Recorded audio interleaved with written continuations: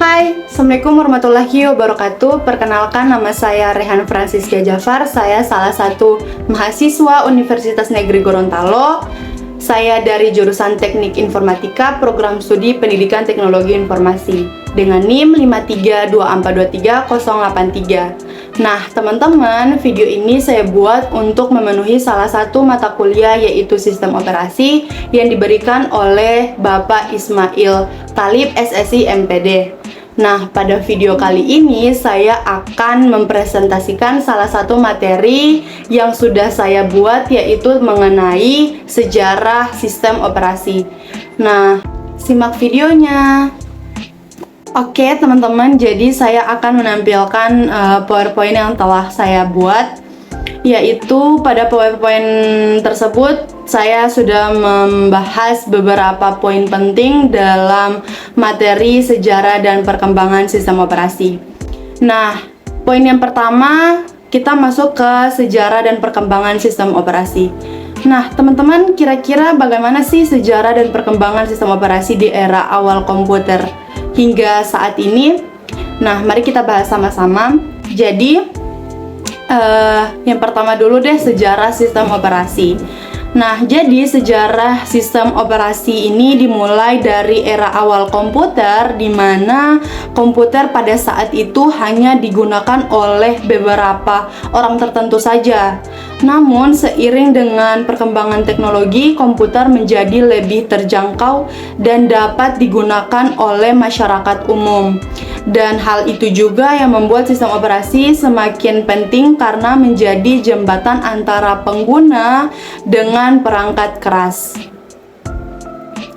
Nah, lanjut pada era awal komputer. Nah, pada era awal komputer ini, komputer masih sangat besar dan mahal, sehingga pada saat itu hanya sedikit organisasi atau lembaga pemerintah yang dapat membelinya pada saat itu.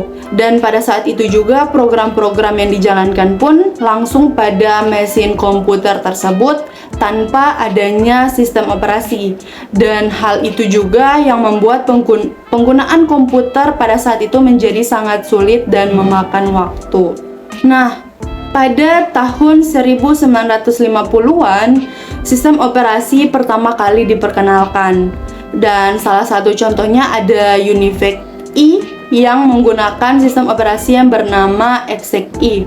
Sistem operasi ini memungkinkan beberapa program untuk berjalan secara bersamaan dan mengatur alokasi sumber daya seperti memori dan CPU. Oke, lanjut. Yang ketiga ada sistem operasi modern. Nah, seiring dengan perkembangan teknologi, sistem operasi juga mengalami yang namanya perkembangan, dan perkembangan yang sangat cukup signifikan, teman-teman. Nah, pada era komputer awal tersebut, sistem operasi hanya berfungsi sebagai penghubung antara perangkat keras dan perangkat lunak. Namun, seiring dengan perkembangan itu, sekarang sistem operasi telah menjadi lebih kompleks dan memiliki banyak fitur yang berguna bagi penggunanya. Contoh sistem operasi modern yang populer saat ini adalah Windows, yang mungkin teman-teman sudah tahu. Yang pertama Windows, yang kedua itu macOS, dan yang terakhir ada Linux. Nah, Windows itu sendiri dikembangkan oleh Microsoft dan digunakan oleh sebagian besar pengguna komputer di seluruh dunia. Sedangkan macOS dikembangkan oleh Apple dan digunakan pada produk-produk mereka seperti MacBook dan iMac. Nah, sedangkan Linux merupakan sistem operasi open source yang dapat diunduh dan digunakan secara gratis oleh siapa saja. Nah, saya akan menampilkan beberapa gambar sistem operasi yang ada pada komputer. Yang pertama ada Apple, yang kedua ada Linux yang gambarnya seperti penguin, yang ketiga ada Windows, yang keempat ini ada iOS, yang kelima ada Android, dan yang paling terakhir itu adalah Ubuntu. Nah, yang kelima, perkembangan teknologi. Perkembangan teknologi yang pesat dalam beberapa dekade terakhir ini telah memberikan dampak besar pada perkembangan sistem operasi. Hal tersebut juga yang memungkinkan pengguna untuk memaksimalkan penggunaan sumber daya komputer dan lebih bisa meningkatkan efisiensi. Nah, teknologi apa saja sih yang mempengaruhi sistem operasi? Jadi teman-teman, teknologi yang mempengaruhi sistem operasi itu ada 3. Yang pertama ada teknologi virtualisasi. Nah, dengan adanya teknologi virtualisasi ini, pengguna dapat menjalankan beberapa sistem operasi secara bersamaan di komputer yang sama. Yang kedua ada teknologi cloud computing.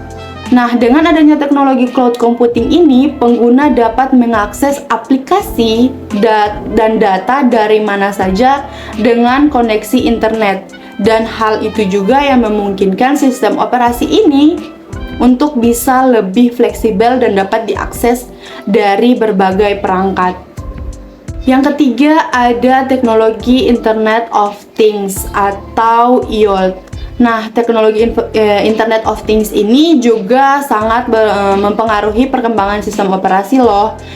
Mengapa? Karena IoT ini memungkinkan perangkat untuk terhubung dan saling berkomunikasi satu sama lain melalui internet. Dan sistem operasi yang digunakan pada perangkat IoT juga ini harus mampu menangani jumlah data yang besar dan memprosesnya dengan cepat.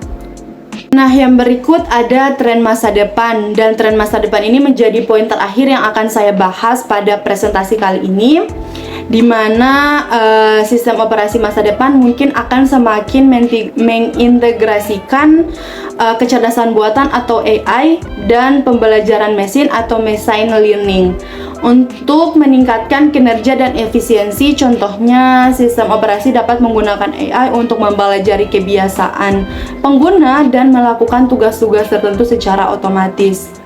Selain itu, teman-teman, sistem operasi masa depan juga mungkin akan semakin terhubung dengan teknologi lain seperti mungkin Internet of Things atau IoT, dan hal ini juga akan memungkinkan sistem operasi untuk bisa mengontrol perangkat-perangkat IoT dengan lebih efektif dan efisien. Nah, dari ke-6 poin penting yang sudah saya bahas, saya menarik kesimpulan kita sebagai pengguna komputer mungkin tidak terlalu memikirkan tentang sistem operasi yang kita gunakan pada perangkat komputer kita. Namun, teman-teman, sejarah dan perkembangan sistem operasi sangat penting untuk dipelajari karena mereka memainkan peran dan kunci dalam menggerakkan kemajuan teknologi dan inovasi. Selain itu, dengan memahami sejarah dan perkembangan sistem operasi, kita juga dapat lebih menghargai dan memahami teknologi yang kita gunakan setiap hari. Kita juga dapat mempersiapkan diri kita untuk tren masa depan dalam pengembangan sistem operasi dan bisa berkontribusi pada kemajuan teknologi di masa depan nantinya.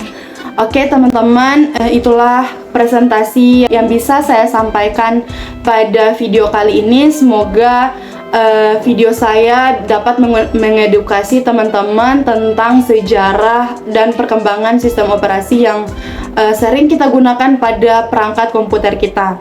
Nah, akhir kata, saya Rehan Francisca Jafar memohon maaf yang sebesar-besarnya jika ada kesalahan dalam pengucapan kata. Karena saya hanyalah manusia biasa yang tidak luput dari kesalahan. Lebih dan kurangnya saya mohon maaf. Wabillahi taufiq wal hidayah. Wassalamualaikum warahmatullahi wabarakatuh.